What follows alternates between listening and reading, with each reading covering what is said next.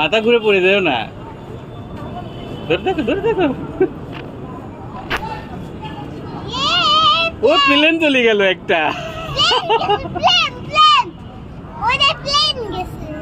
দূরে তাকালে কিন্তু মাথা ঘুরে যাবে।